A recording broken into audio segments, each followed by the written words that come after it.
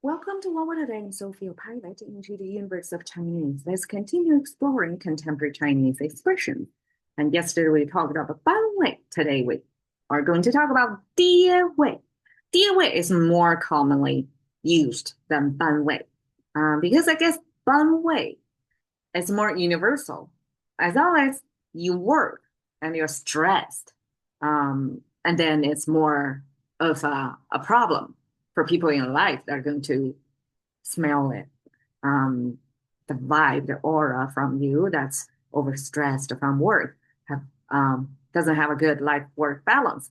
Versus dear wait, it's a particular group of demographics, probably a smaller group of demographic.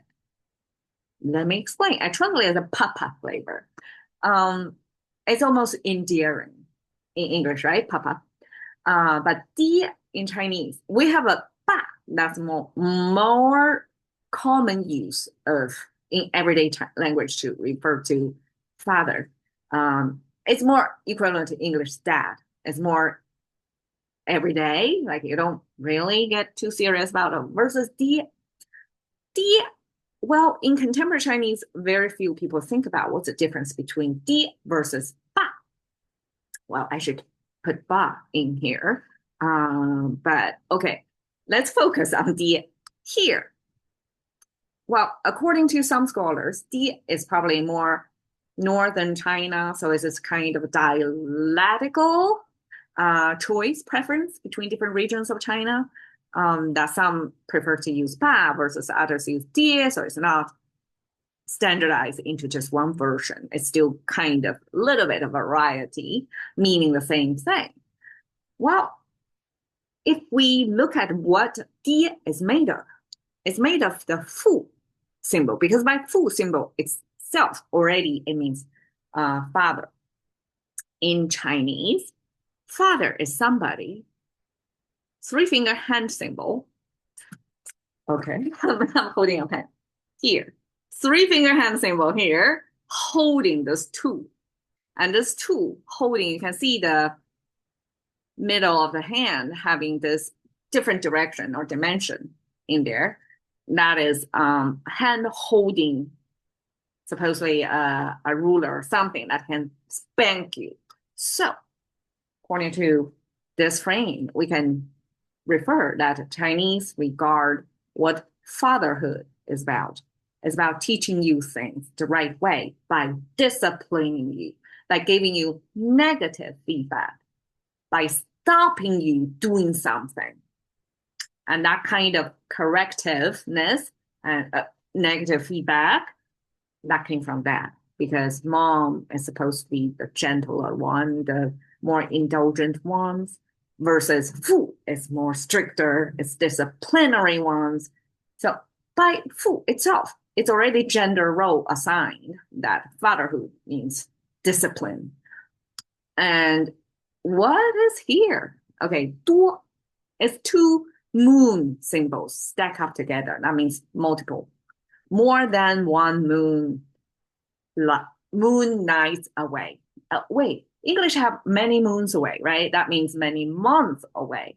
Here, the many moon, here simply means multiple of things. I guess here, the moon, apparently we only have one moon. And if it's a multiple moon, that's probably over time. It's Chinese version of many moon away, but it's eventually doesn't use its temporal sense. It's more about multiple occurrence of the same thing again and again. So 多 in Chinese is equivalent to English multiple. And I actually checked with ChatGPT, what exactly is multiple? Is it 3 plus? And it corrected me. It doesn't mean 3. It means 2 plus. But in our everyday language, when we have 2, we simply use twin, couple, or simply 2 to mean it's 2. And if it's 3 and more, we tend to use many, several, including multiple. Okay, so multiple technically it's 2 plus, but often in use it means a 3 plus, and oftentimes it's between 3 and 10-ish. Okay, so this is the language versus number difference.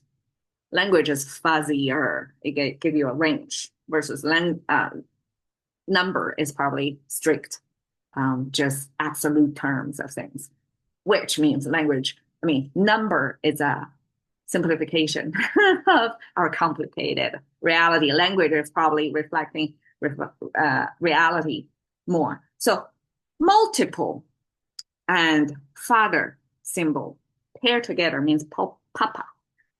That means the father of multiple kids. And as we say, it's multiple. Oftentimes in our real life, it means 3 to 10. So it means 3 kids or more. Then that father in Chinese would be 爹. And as you can imagine, China, before one-child policy, before a man can enjoy the fatherhood of 3 plus kids, it was back then before the one-child policy era. And such a man got to be able to have the resources to be able to support the fatherhood, the economic pressure from raising multiple children. And in ancient times, probably agrarian society, having more children means more productivity in your household.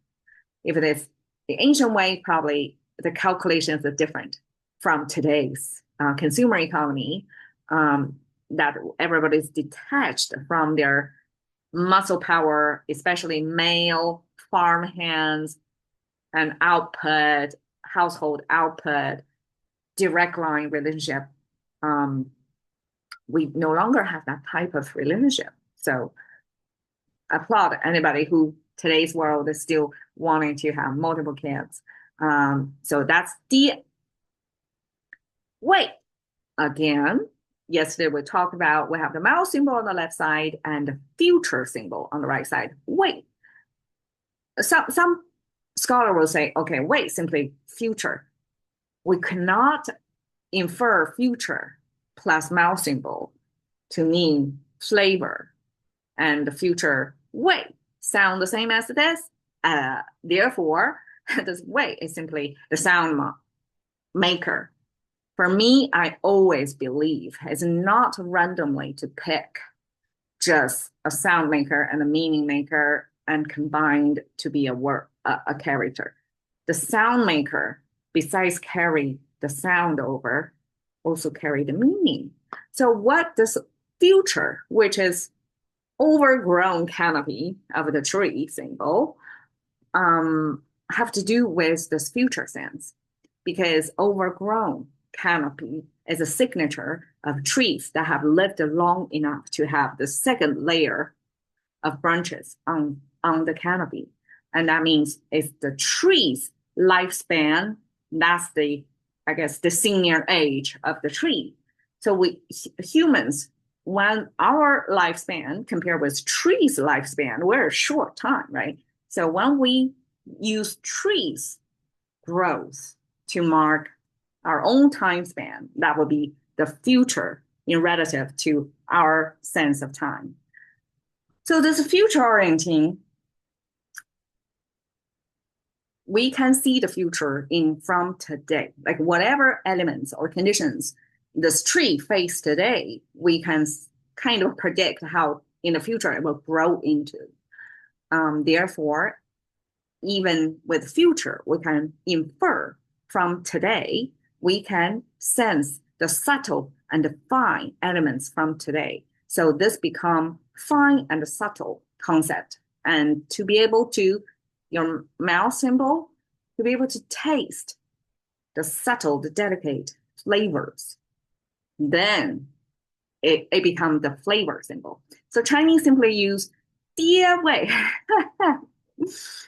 because in 班味, we talk about somebody who is overstressed at work.